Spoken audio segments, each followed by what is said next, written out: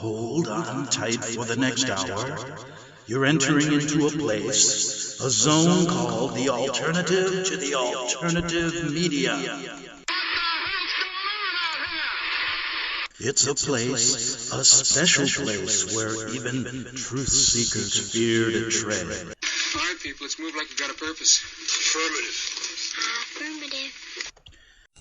Okay, boys and girls, welcome back to the Investigative Journal on this Friday. Hope you're having a good day and looking forward to a good weekend. We got a good show for you today. We're going to talk about Freemasonry and how basically it's really the only intelligent way.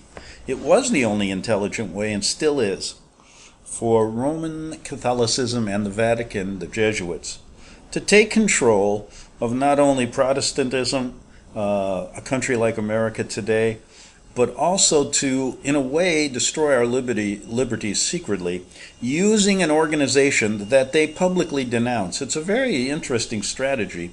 We're going to get into that today. But first I want to try to make some sense on what's going on in Washington. We have a government shutdown now going on, I don't know how many days, 25, the longest in history. I propose they shut the whole damn thing down and we start all over again. Got a good constitution, got a good format to start, but the people running it are absolutely indoctrinated with the system of this. It's going to be a one world government, one world order. America has to be toppled. And the idea that Trump is going to save America is ludicrous. He's there basically as a front man to destroy it. And I say this only because he's a Freemason. He's a builder. He's one of them. And they needed a guy like this to rally the troops, the remaining vestiges of American freedom, and really show that you don't have any. Look what's going on. These people are fighting over a border fence, a wall, which is already there. Now, the party that's not giving him a dime to do this are the Democrats, who have funded and supported border walls in the past. You can look at what Obama said, what Clinton said, what all of them said, the leaders in Congress today, and all of a sudden now they don't support it, and Trump is asking for what, $5 billion, which is a drop in the bucket compared to the budget. And you know it's a staged effort to really do nothing and to create a one world government by flooding America now with another several migrant caravans, they call them, coming up from Honduras through the Mexican peninsula and then to America. This is just the beginning of flooding America with basically the last vestiges of this country as we know it. And you're seeing it in Congress, these freshman congressmen getting in there talking socialism. And this is the pattern. This is where we're going to go in the end. Trump is there to just basically create the fight, so create the chaos now that you're seeing. It's just incredible that people still think in America that either the Republicans or the Democrat are the great white hope or great black hope or great brown hope, great Muslim hope, Pakistani hope, whatever you want to call it. And they got you between a rock and a hard place because both groups basically want the same thing, and they're just going about it differently. And so those of you who support America First, to make America great again, border walls, all that, ask yourself, why has this border been porous for 40, 50 years, more than that? They don't want to do a damn thing. And now they're just making an issue of it to basically create this chaos on the left and on the right. And you see it's pretty well divided in America right now, where you're getting half of all the Trump supporters on one side, if you can kind of close your eyes and envision this, and then on the other side of the fence you have all of the left-wing supporters who want to have America, those are the words you hear from Hollywood, this whole idea of we don't want to build a wall, it's immoral. Listen, there already are fences up, and there's a guy going around now for one of the news channels. He's going to all the elites' houses to document their walls that they have around their house, and all of them do. And you Hollywood people that made a lot of money living in Malibu and stuff, I bet you have some pretty good protection there. But you don't want America to be protected, do you? Because you realize is that it's only going to be the elites, no matter who gets into this country, that are going to survive. And that's what you want. You don't need all the people in America anymore, do you? With the onslaught of artificial intelligence, with this idea of socialism, which is going to happen. What you want to do is create this chaos and then create your borderless world where you come to the rescue and help everybody by lying and deceiving them. Now, they're doing this in a political way, but there's also a spiritual way. And what this is behind the scenes.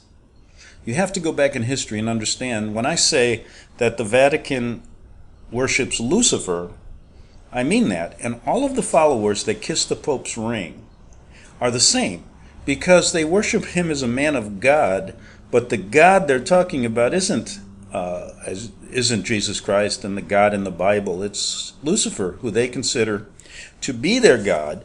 And this goes back to ancient times. This goes back to many of the mystic religions. But I bet you many of you out there don't really even know what Luciferianism is. So let me give you a brief example of it. And then let's get to Freemasonry, because that is the key here, the bridge, I think, between the secular world and the spiritual world, where they all combine to form this Luciferian doctrine, which is basically this. Luciferianism, folks, it's a belief system. And most of these people believe in this. Now, when I say that the Vatican worships Lucifer, they tell you at their Easter service in the Vatican, they will, in Latin, even tell you, if you translate their opening words of every Easter service, they tell you they worship Lucifer. They say it.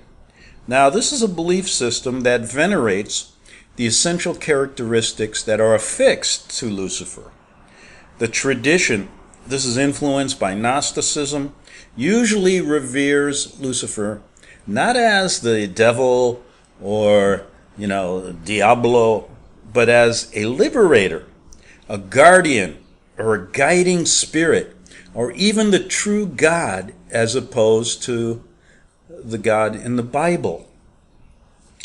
That's their doctrine, okay?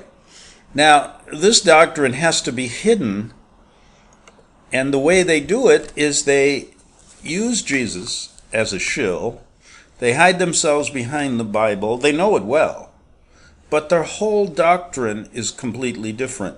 It also entangles itself with all of these mystical religions and paganism religions that come from the worshiping of all these gods that you remember in history having different names. You can look at Greece, you can look at Rome, you can look at all the countries around there. They're worshiping these gods, such as, the thing that confuses people is that, for example, ISIS has different names in different countries. So we have this intermingling of Luciferianism with these mystical religions, fronting, and now the Vatican and its followers worshiping Lucifer, like they tell you in their Easter service. When they open up their major Easter service from the Vatican, they actually in Latin tell you this. But people can't really believe it because they've been indoctrinated with this idea. And it goes back to the Garden of Eden, where the snake in the Garden of Eden was supposedly Lucifer, tempting Adam and Eve to break God's laws. Now, they reverse it in Luciferianism, and they show how, or they tell you in Luciferianism, that the snake was actually the liberator, trying to liberate Adam and Eve, or man, from the shackles of this devil God. That's what they believe. But they not only just believe that Lucifer is a god, is the real God and the light bearer, they also intermingle all of these mystical, what would you call them? You can use the word religions, all of these paganism religion, worshiping all of these different gods. to do something that is not natural, but to attain life everlasting. That's what they do. Now, one reason you'll hear about child sacrificing at the Vatican, and one thing you'll hear about the drinking of blood of children, which they do, and you can only look to some of these recent things that went on in Hollywood with these crazy, did you read about those dinners they have regarding, and I can't think of her name right now, but they have these blood sacrifices, so to speak, and the drinking of children's blood. I hate to say that, but it's what they do. Is supposed to give them a longer, fulfilling life. And, I'm just giving you a rough example of it.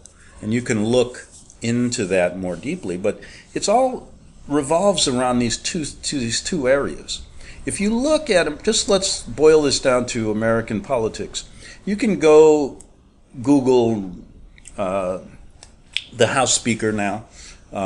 You can Google some of these other people who will say some things publicly that this is a holy man in Rome. This is why we love him. And I mean, there's this adoration of the Pope that you've never seen before, because America was supposedly a country built on a separation between church and state.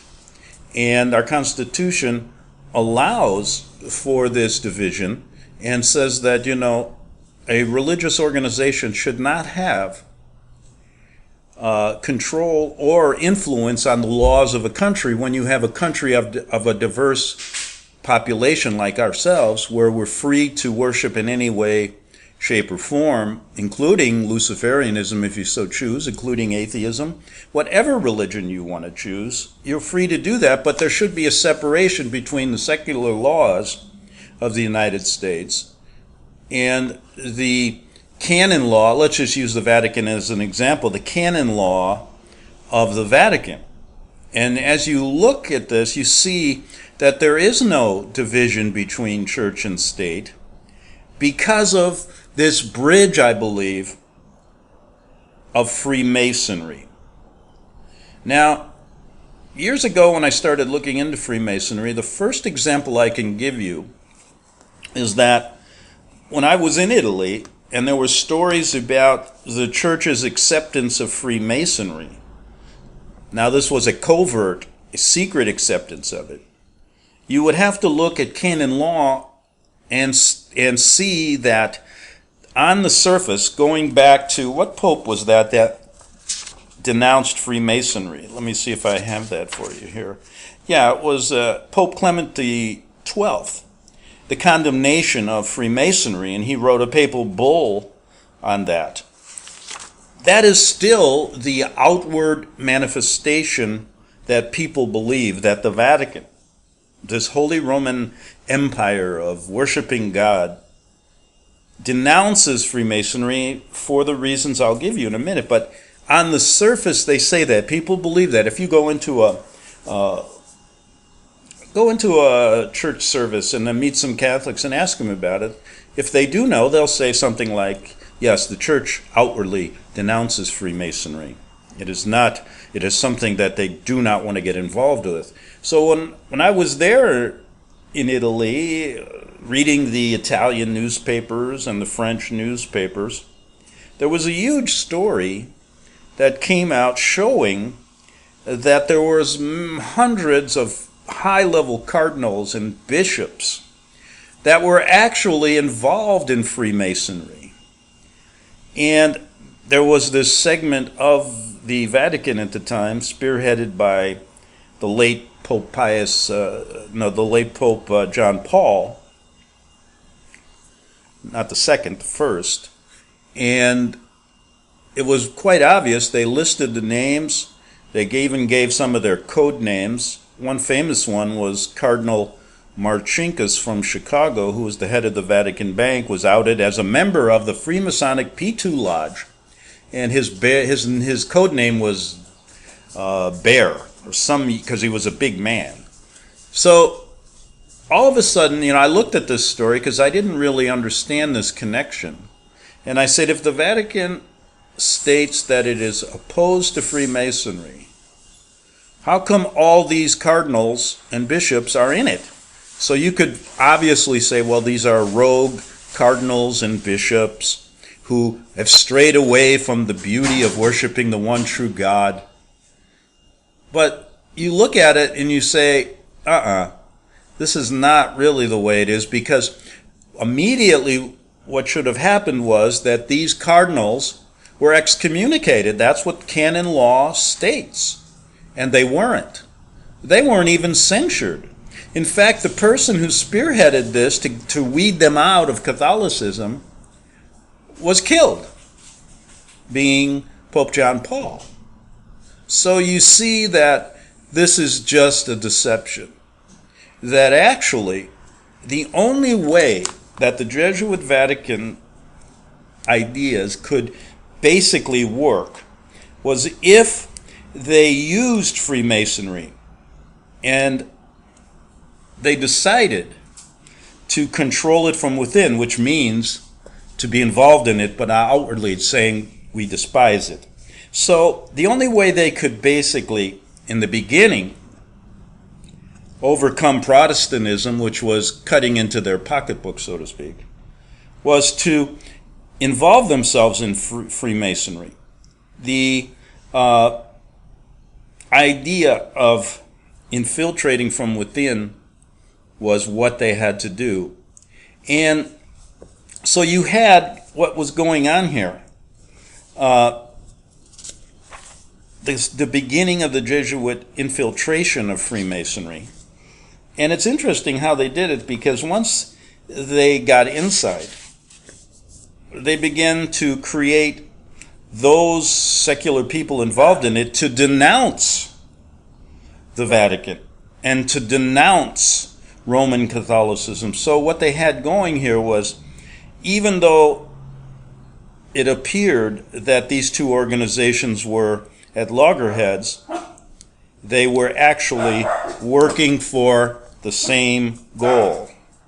Some of the great Freemasons at this time, and the dogs are getting involved in this whole show. Okay, so I know that many people, when they hear this connection between Roman Catholicism, our government figures, Freemasonry, you say, well, why was it necessary? And when did it begin in America? Well, it actually began here before we were a country.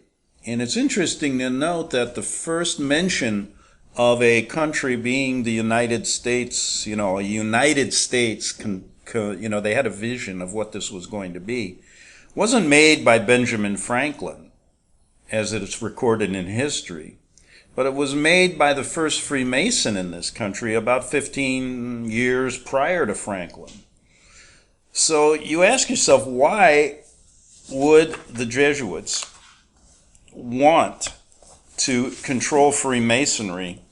And it's let me just say it this way. It was natural, reasonable, and the only really intelligent way to affront Protestantism, as well as to increase the Vatican's divine right to the world, as it thought about prior to this spreading of the Bible, the Gutenberg Press, and this independent international increase of mercantilism. You're seeing the world changing, and the Jesuits used Freemasonry as a way to infiltrate it. Some of the earlier members, people involved in it, one in France who denounced the Vatican, was Voltaire. Now, it's also known that Voltaire was a Jesuit sympathizer, trained by them. And he was put into that role to create what's going on today. The analogy I use is, when people say that Donald Trump is really trying to bring back America to the way it used to be, at least the way it used to be in the 50s and the 40s, etc. And he's actually on the side of the American people. Nothing could be farther than the truth. Because although he says he is, Look where he was trained, and look at how everything's playing out. Nothing's getting done, and there is more of a movement towards socialism in this country than an independent United States. So you ask yourself the connection, and you can start looking at some of the things that I mentioned. But I saw the connection of it just in the 1980s. And I wondered, how could this be? And the question had to be that all of them really do work together somehow. But it's very confusing to figure it out sometimes, and very difficult. So you have to kind of piece it together and start somewhere. And so why don't we start with Daniel Cox. Who was this guy? And he was actually considered to be the recorded first member of American Freemasonry. And this was in New York. In about 1730, he was the Grand Master of this first lodge, and he was put there by the Duke of Norfolk, Grand Master of the Masons in England, etc. And he was basically a very industrious recruiter when he got here. And it is credited, you can actually read in some of the lodge's reports, that he was the first one who ever came out with this idea of the United States, of creating this country of independent states that were controlled by one government, okay? An independent country, a republic, a democracy, something that was unheard of during that time. And the problem is that he was connected very closely to the Roman Catholic Church. And when you start seeing the connections, you start understanding that these two had to work together even though they said they hated each other. Kind of like what's going on in Congress today. He really deserves wider recognition. And I always say this to our millennial friends, our young people growing up in this country who despise America now. First I say, you weren't here. You're not what America was before. You're an independent person who can look back on history and say, yes, there were certain things that were done wrong, but it's no reason to throw out, what's that term I said we'd never use on this show? Let me use it just to discuss to myself. You don't throw the baby out with the bathwater. Remember I said never say that here. But anyway, it's a good example. So to my friends I say, if you guys really do want socialism, if you really do want an independent New Age world where you can worship all of these crazy deistic gods that were, not new, although they tell you they are. These were worshipped way back in Egypt and all of these countries. Then I want you to know who some of your heroes are that are being hidden from you because they need to keep these things secret, or your little game and their little game of destroying this country, because that was the goal in the beginning, to create it, then destroy it. I just want you to know who these guys are. And this guy, he deserves a lot more recognition as an American visionary. And it says that, 13 to 15 years before Benjamin Franklin proposed a colonial union to the Albany Congress in 1754, actually Cox, at a meeting, suggested that the United States should be formed. So he was the first one who came up with the idea. And this was also published in England in a dissertation that he gave. So it's an interesting story that the people who created America were actually those who outwardly sometimes opposed it. Back in 3 minutes on the Investigative Journal. The book of Revelation says, the spirit of prophecy is the testimony of Jesus Christ. This is at the very heart of FirstAmendmentRadio.com. In that spirit, we have created the Prophecy Reality News app. for all of your mobile devices. Streaming First Amendment Radio 24 hours a day, 7 days a week. Available for your Apple, Android device, and smartphone absolutely free. Get the Prophecy Reality News app installed today so you can listen to First Amendment Radio wherever you are. The Prophecy Reality News app. Get it now.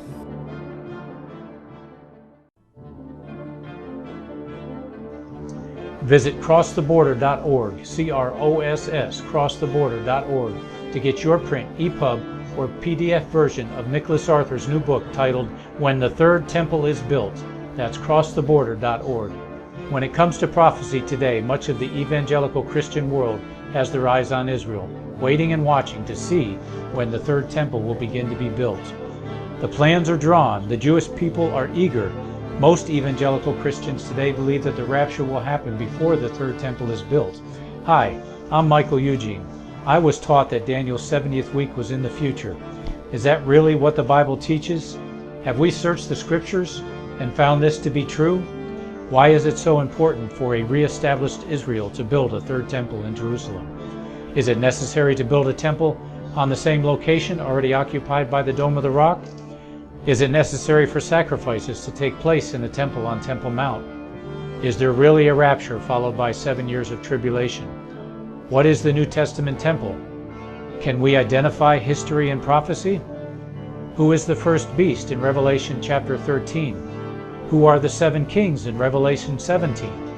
I have asked all these questions, and I have found Nicholas Arthur's new book, When the Third Temple is Built, answers all these questions and more using Scripture to interpret Scripture.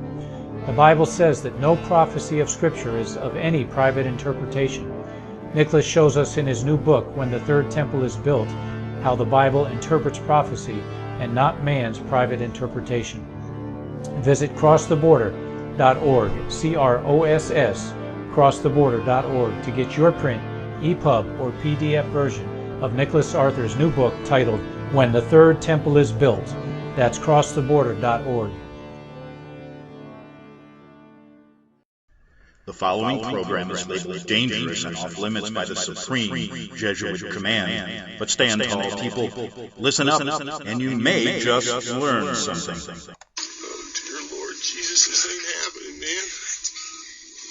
This can't be happening, man. This isn't happening.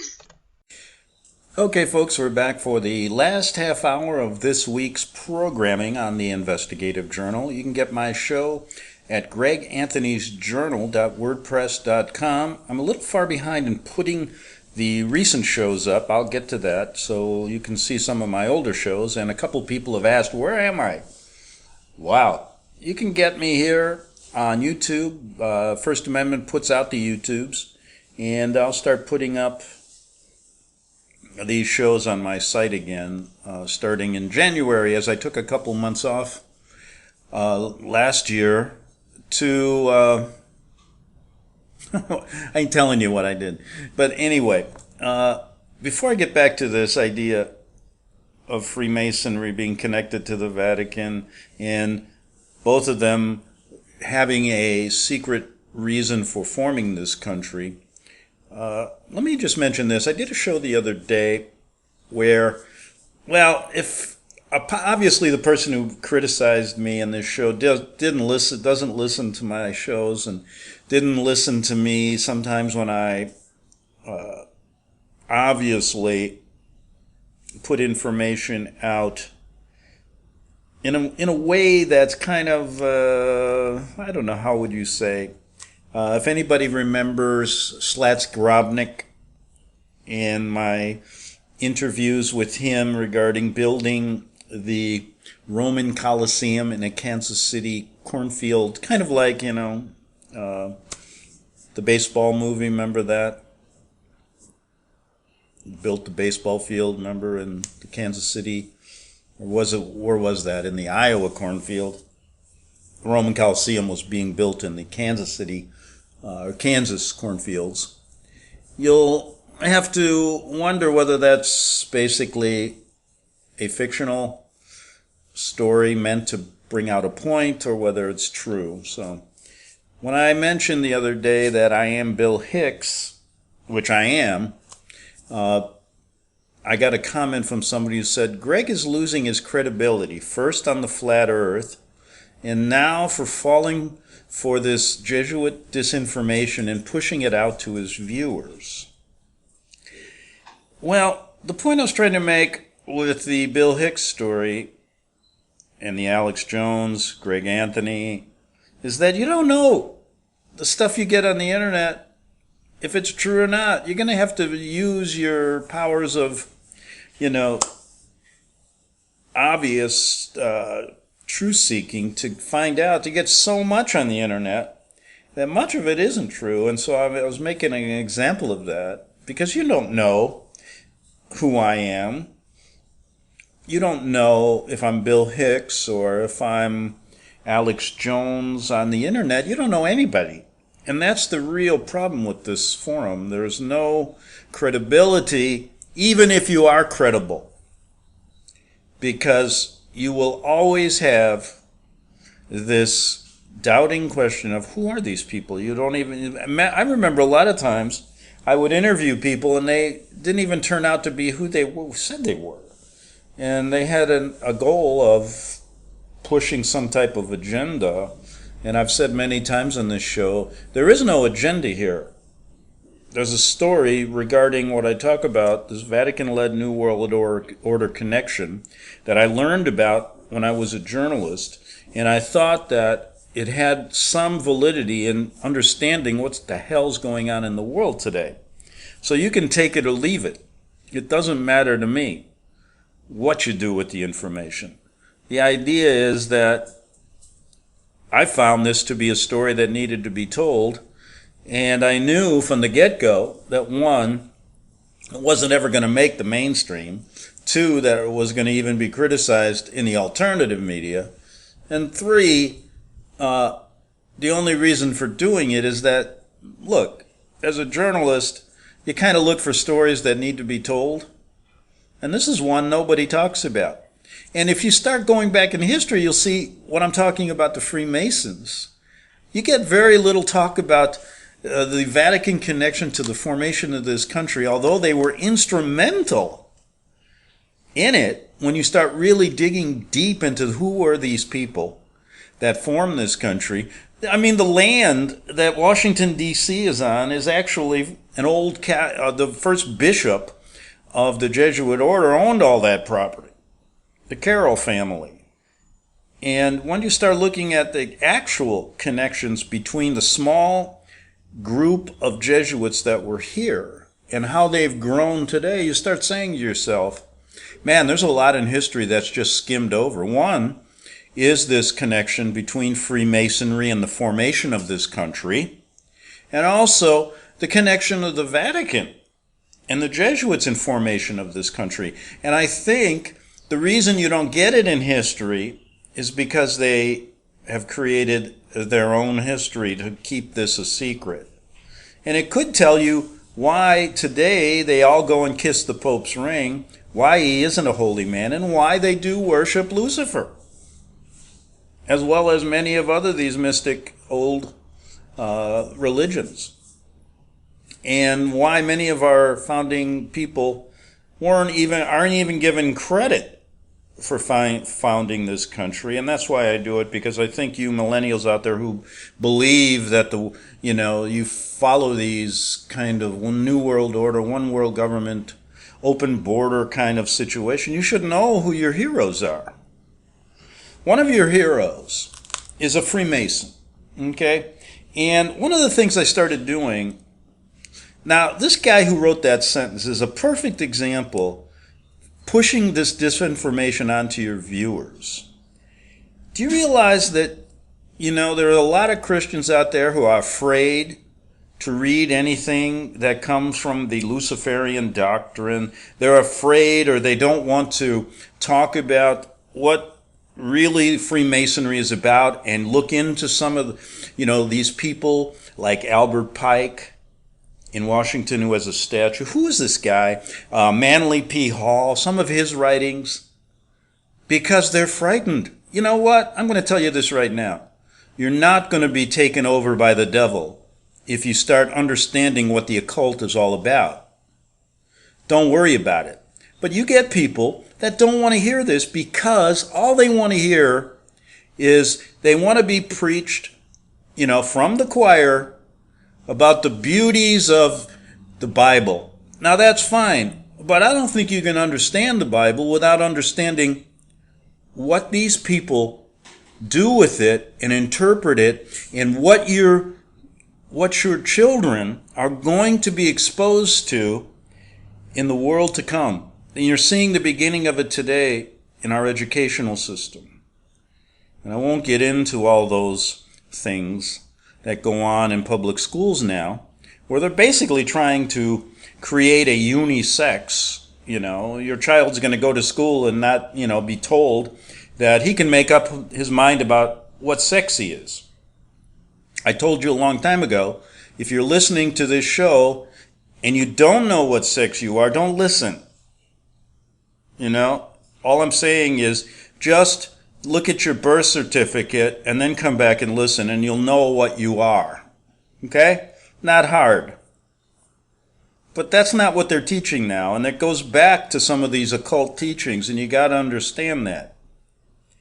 And so, when we start looking at Freemasonry and its connection to the Vatican, let's read what Manly P. Hall said. He's a scholar, a Masonic scholar.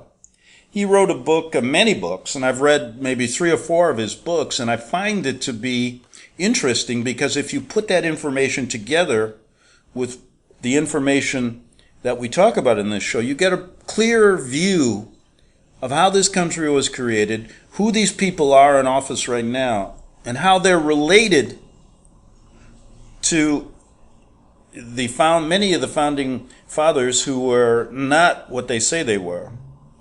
For a reason, they're all connected for the real reason this country was formed. So let's look into that. So don't be afraid to read Manly P. Hall or what's her name? Blavatsky. Some of these people, or Albert Pike, you'll start, Morals and Dogma, what he wrote about. And why do you think he's got a statue in Washington? Because they believe it. They follow this guy. And they still do. So the problem is the lack of understanding and the inability to even go that far. And so you shouldn't be worried about views being pushed on your listeners and credibility. What you should be worried about is some of the things that have been said in the past that have been glossed over that you're going to take for truth, and you can't do that if you really want to understand. And I'm not saying you get it all here, but it's a discussion that doesn't go on in very many places. So when we look at Manly P. Hall, who was he? He was a scholar. He wrote a book, an important book called Secret Teachings of All Ages, an encyclopedic outline of Masonic, Hermetic, Kabbalistic, and Rosicrucian symbology and philosophy. So even by bringing up the Rosicrucians, you understand there's a bringing together of the secular and the spiritual for a purpose. So he wrote this book not too long ago in 1988. Okay, so it's nothing coming from 1775. So I know even going back to 1988 is a stretch for a lot of American students in college. But anyway, he said this: not only were many of the founders of the United States government Masons, Freemasons, but they received aid from a secret and august body existing in Europe, which helped them to establish this country for a peculiar and particular purpose known only to the initiated few. So, when you look at what he said, it's pretty obvious that this country was not formed for the reasons stated in the Constitution, and that they had to use that document and the formation of this country to basically, one, infiltrate the country, and then, one, change it from within. Because you know as well as I do, America is used as the military arm of this secret and august body. Now, who was that secret and august body? It was basically the people we talk about in this show, the Jesuits, along with many of the people they worked with in different types of governments in Europe. So we have this reason for this country being formed, not by the Protestants who came here with this idea of freedom and justice. But yes, they used that. And they had, just like they do today, their elites in place, such as the Carroll family, the first bishop, such as Ben Franklin, such as Mr. Cox, and others who basically were pushing for this American Revolution, creating this country of supposed freedom for really another purpose, even back then. And throughout the course of our 250-some years, you see a steady movement towards this agenda. And now it's getting to the point where, who knows when the final curtain falls on the great United States of America. But what will it look like afterwards? And it's pretty easy to figure out when you start reading what they wanted to do in history.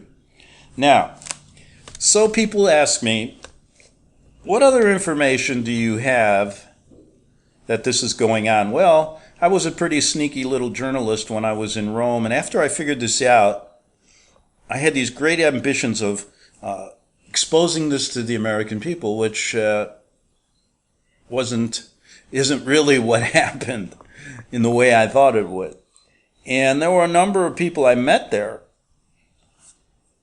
some from the Vatican, some Jesuits, that actually told me the truth, knowing that, if they told me that, it wouldn't be believed anyway. And some of the things they told me, I've mentioned on this show many times, are exactly what is going on today. And how they have taken Christianity and hijacked it, as well as taken over the United States and hijacked it from within by using Freemasonry and by using the Bible as a cover. So when we look at this, you start looking for other reasons. Now, some of these people that I mentioned that I talked to aren't very credible, right? So I looked farther and looked to a story that came out regarding a guy that no one knows about in America, and his name was Charles Thompson. Now, who was Charles? Now, the point I always try to make is that all of this stuff had to be recorded, right, somewhere.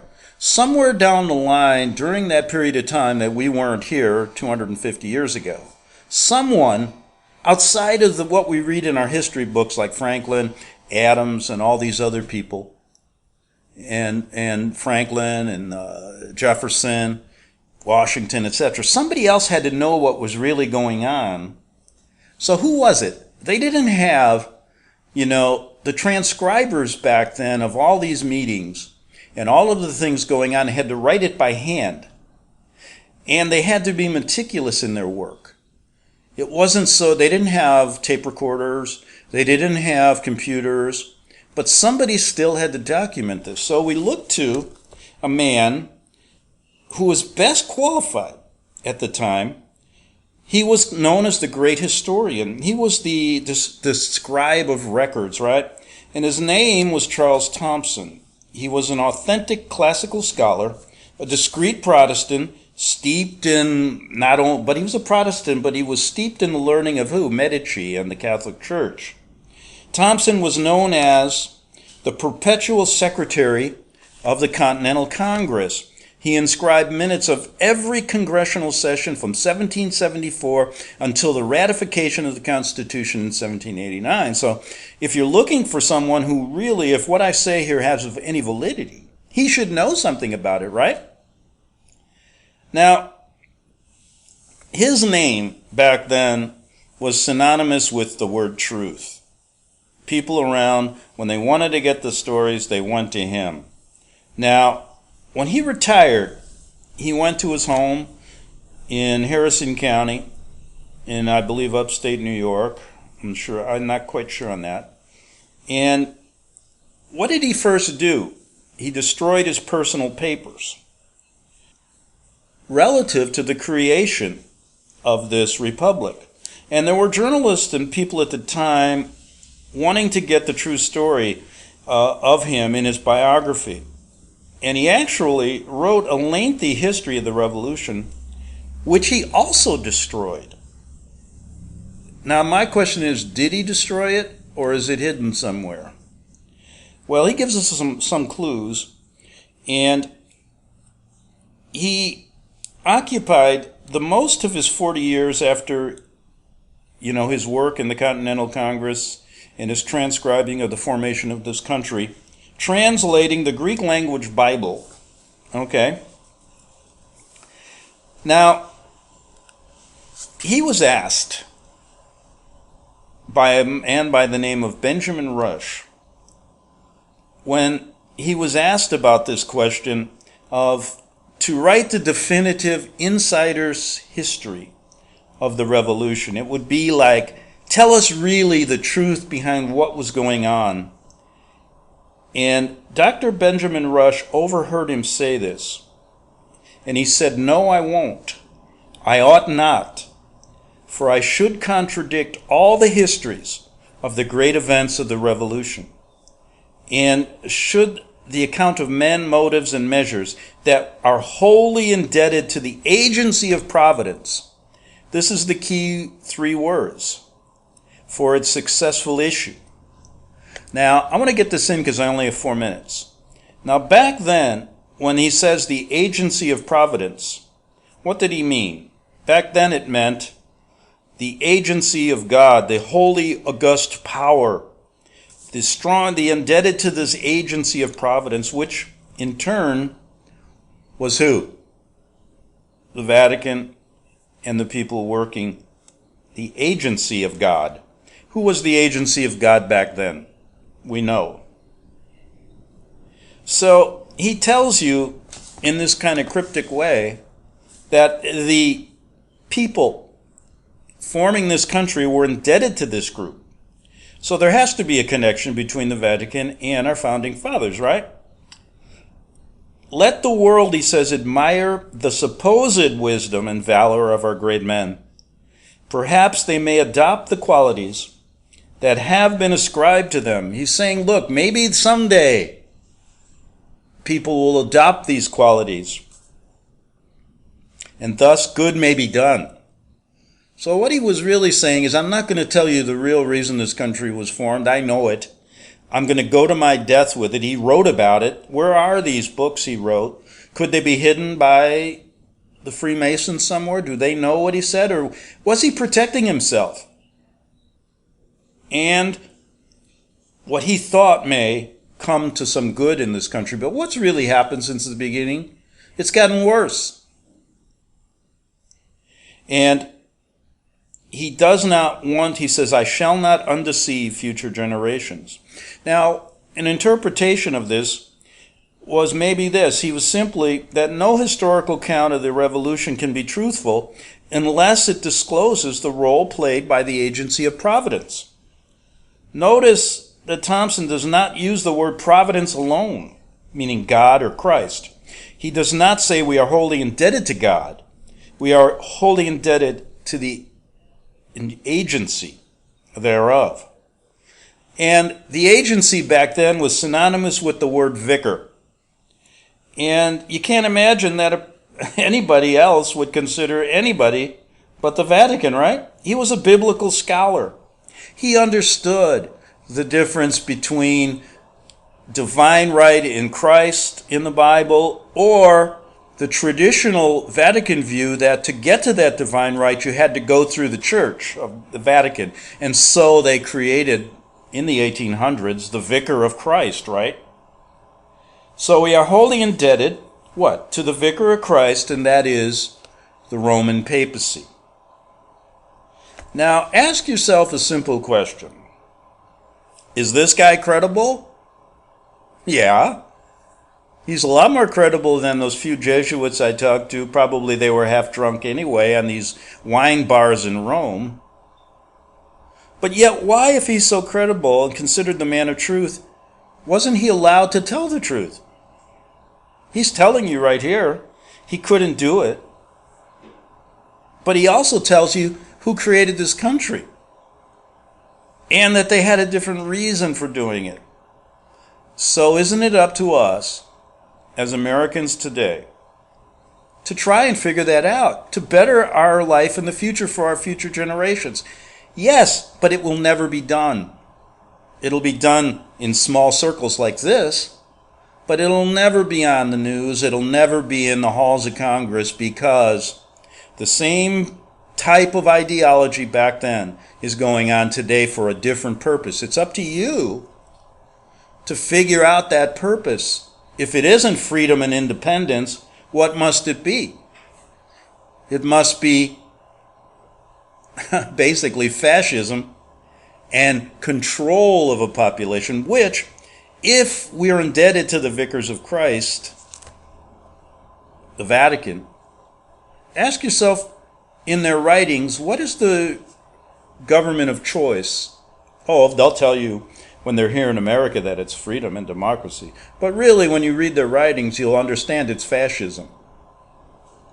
And so we're in deep trouble because we don't even know. I'm saying that 99% of the people in this country don't even know who the enemy really is. How can you ever defeat it if you don't know who it is? Well, think about that this weekend. On top of that, have a good weekend. And see you Monday on the Investigative Journal. The book of Revelation says, "The spirit of prophecy is the testimony of Jesus Christ." This is at the very heart of FirstAmendmentRadio.com. In that spirit, we have created the Prophecy Reality News app for all of your mobile devices, streaming First Amendment Radio 24 hours a day, 7 days a week. Available for your Apple, Android device, and smartphone, absolutely free. Get the Prophecy Reality News app installed today so you can listen to First Amendment Radio wherever you are. The Prophecy. Since the beginning of time, kings have sought it, nations have fought for it. It has been traded, it has been borrowed, it has been purchased, it has been stolen. There's a reason for it: to secure the blessings of liberty to ourselves and to our posterity. Invest with the security of gold and silver. Call Discount Gold and Silver Trading at 1-800-375-4188 or visit discountgoldandsilvertrading.net. Listen to Financial Survival with your host Melody Cedarstrom right here on FirstAmendmentRadio.com at 4 p.m. Eastern or 1 p.m. Pacific Time. Visit discountgoldandsilvertrading.net or call Discount Gold and Silver Trading at 1-800-375-4188. Toll free 1-800-375-4188.